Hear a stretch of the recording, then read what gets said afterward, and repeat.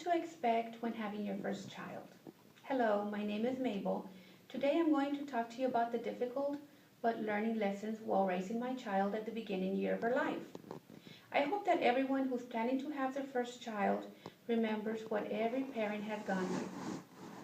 I will be sharing with you some tips that help me not feel so stressed the day after we brought her home from the hospital. When you see baby commercials, you see the babies laughing and the parents smiling, but they don't show all the sleepless nights you once get when you bring your baby home.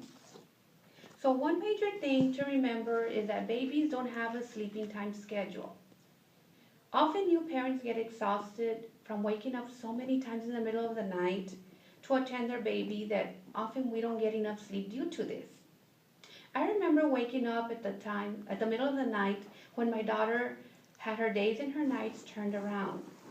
So one tip I am giving that worked for my husband and I was to make a schedule of who and when was waking up to take care of the baby when the baby woke up. Believe me, that worked very well. Another thing is that babies need to be fed on a regular basis, at least every couple of hours.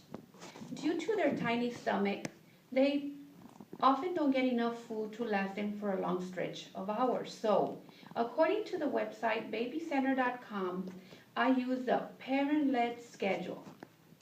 As the name implies, parent-led scheduling means that you set the daily agenda, typically a very specific timetable for when your baby eats.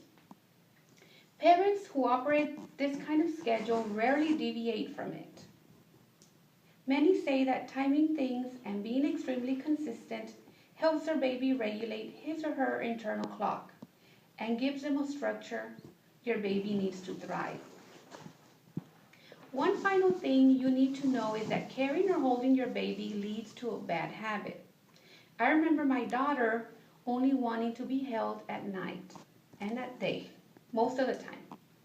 Because she was the baby of the house and we were just so excited to bring her home, we carried her all the time, and that was a bad idea. That bad habit was very difficult to break and took a great challenge and a great deal of patience. Here's a tip according to parents.com. For babies that want to be held all the time, begin by putting the infant either on a bouncy chair or on a playmat. Stay close by and play with your baby. Start with just a few minutes and try to pick the baby up before he or she starts crying. Learn to tell the signs when your baby is not happy, so you can pick them up before the baby starts crying. If you wait until the infant is crying, you are reinforcing that crying gets me picked up. Today I have told you some interesting facts about what to expect when having your first child. I have also discussed with you on tips that help me minimize the stress of being a parent for the first time. That impacted my life because if someone would have guided me before in what to expect, it would have been easier for me and I would have been more prepared. The positive thing about this is that no matter what you go through during the first months of your baby's life, you will learn from it and share with new parents-to-be. And these are some of the tips from me to all the new parents in guiding you to parent life.